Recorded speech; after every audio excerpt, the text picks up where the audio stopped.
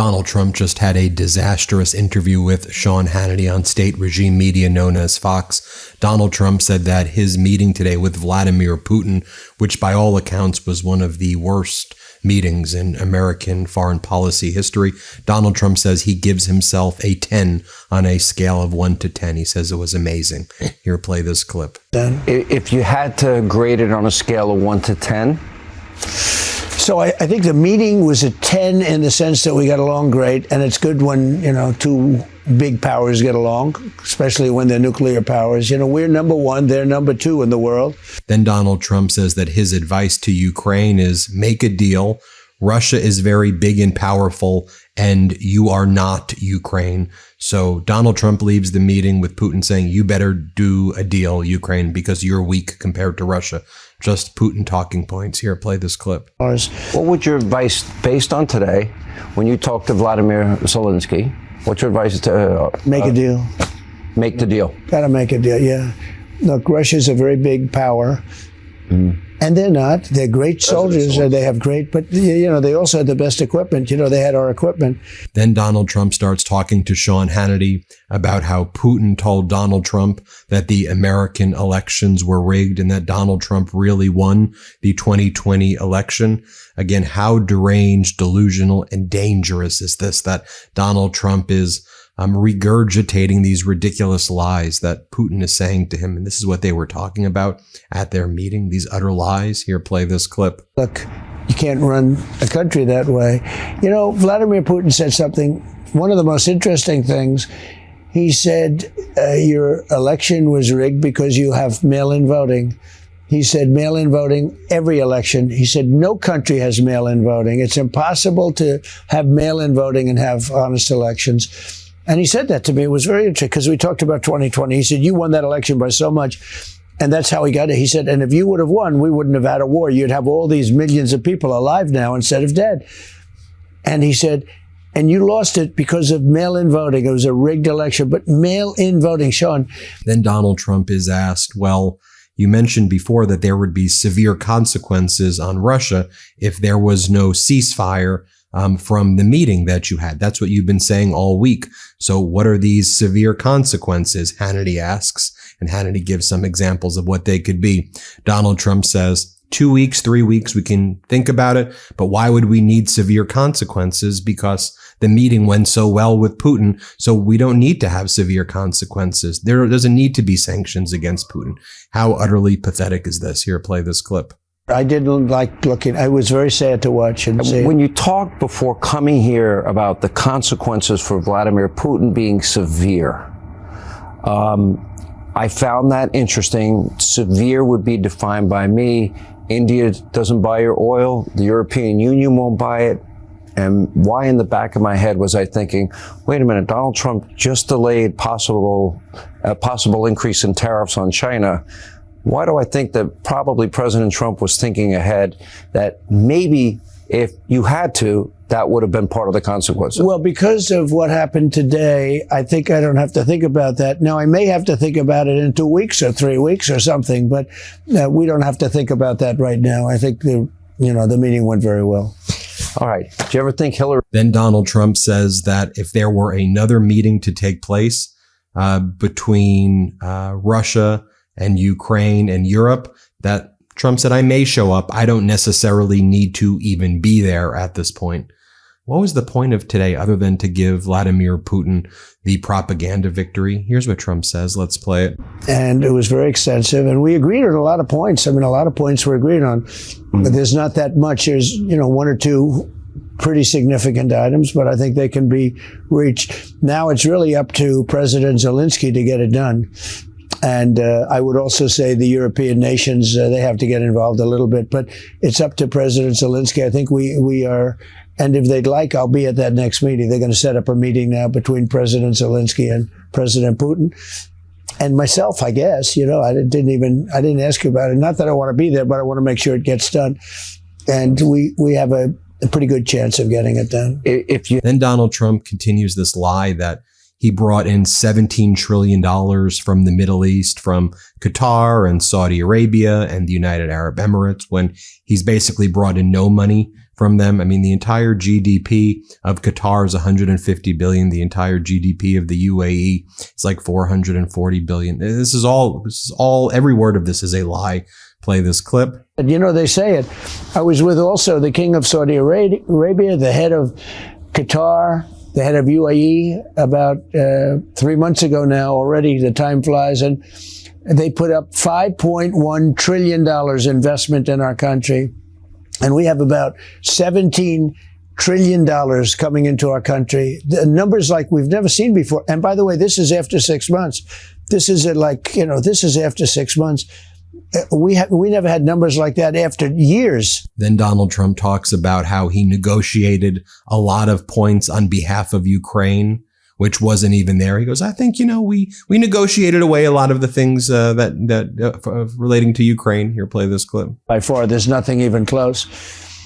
But we had a very good meeting today, and I think a lot of points were negotiated on behalf of Ukraine and on behalf of the whole NATO situation, where we're dealing very well with a lot of foreign countries that are great, European countries. Look, as far as I'm concerned, there's no deal until there's a deal, but we did make a lot of progress. The meeting took place in this room. I don't know, maybe Ukraine should have been there and Europe should have been there, and this wouldn't have been the unmitigated disaster that it was today. But oh yeah, Putin told Donald Trump that Zelensky was not allowed there, and Europe wasn't allowed there because Putin knew exactly what he wanted to do, which was to have this propaganda moment and to show the rest of the world that Russia could outmaneuver the United States. It's so embarrassing.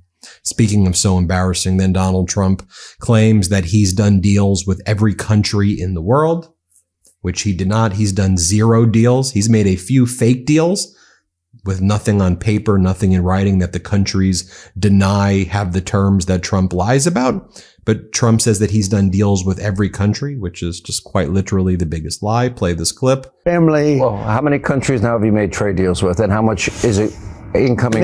Many of them, and well, basically all of them, because I made along with some great people, as you know them very well. They're on your show, but I made, I would say 12 or 13 of the big ones. In other words, we made the big deals, and the rest we just assign a tariff to, and we do that by gut instinct. We do that by how we're doing generally, how the relationship, and we do it also by deficits. If we're losing a lot of money with a country, you got to pay us a tariff. We got to make it even. We want to balance it out. And I was generous to a lot. Some of them, we lose so much money that, frankly, you'll never make it up. And if there are people that have been great to us as a country, then I take it a little bit easy. And then I don't even know what he's talking about here. This is another moment where he just kind of cognitively glitches out. He goes, I'm getting calls from people and governments saying, where did I get $29 billion from? I said, didn't you try the tariff shelf? Didn't you try the tariff shelf? What the hell is he talking about? And then he goes on and says that he's getting all of this money from Europe, which he's not. Play this clip. I use the power of the United States. We have got the greatest economy now in the world. We have trillions, not billions, trillions of dollars or millions. We have trillions of dollars pouring into our coffers. I'm getting calls from people in government saying, where did I get the $29 billion from? I said, why don't you try the tariff shelf? And, we have, as an example, the European nations, we made a great deal. They pay us literally trillions of dollars. Japan, so many. And you know what? They like us better. They respect us. They didn't respect us. They were paying us nothing. Nothing. We were paying them. They weren't paying us. And I turned it around, and we're actually a very rich country now. I told you my favorite word is the word tariff. I actually made that a little bit later because I got criticized by the fake news. They said, what about religion? What about family? Well, how many countries? Then Donald Trump brags that Vladimir Putin said that Donald Trump has turned the United States so hot like a pistol. Donald Trump says. Here, play this clip. I love seeing this country be great again. And Vladimir said just a little while ago, he said, I've never seen anybody do so much so fast. He said, your country is like hot as a pistol. And a year ago, he thought it was dead. Everybody thought it was dead. Then Donald Trump attacks former President Obama and says that Donald Trump gave Ukraine all of these javelins and Obama gave Ukraine nothing. And so then Donald Trump spends time attacking Obama. Play this clip. And I gave him javelins, if you remember, in my first term. In fact, there was a statement, I gave javelins. You remember the statement? I gave javelins and Obama gave, because it was Obama at that time, Obama gave him sheets. And that's true. I gave the javelins, and a lot of tanks were knocked out because of the javelins. The javelins, incredible weapon. It's a tank.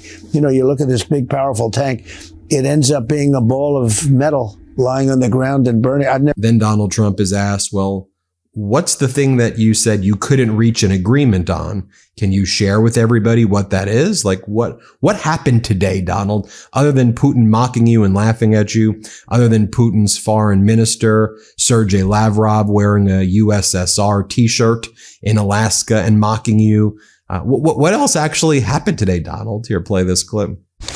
Yeah. In your press conference, you talked about a lot of things that you agreed on, and maybe one big issue you don't agree on. Are you prepared to go public with that? No, I'd rather not. I guess somebody's going to go public with it. They'll figure it out. But no, I don't want to do that. I want to see if we can get it done. You know, it's not a done deal at all. Mm-hmm. And Ukraine has to agree. I mean, you know, President Zelensky has to agree. But it's a terrible war where he's losing a lot, and both of them are. And hopefully it can get completed. That'll be a great achievement for them. Forget about me, for them. And you'd rather not. That makes a lot of sense. Then Donald Trump attacks California Governor Gavin Newsom, because Gavin Newsom is just completely bullying Donald Trump right now, and it's perfection. Here, play this clip. It's honest. They send stuff. Some people get 7 ballots. Look at California with that horrible governor they have. He's one of the worst governors in history. He's incompetent. He doesn't know what he's doing. They send out like 38 million ballots. Some people get 5, 6, 7. But Vladimir Putin, smart guy, said you can't have an honest election with mail-in voting. And he said there's not a country in the world that uses it now. Donald Trump then says that it was a good meeting, even though we know it wasn't. Let's play it. He would look and see what happened. He would think we're crazy, you know, with the made-up Russia hoax. So we had something very important, and we had a very good meeting today, but we'll see. I mean, it's, you know, you have to get a deal. We agreed on a lot of points. I want to see people stop dying in Ukraine, and that's what's happening. We're losing 5, 6, 7,000. They're Russians, mostly Russians, and they're Ukrainian soldiers.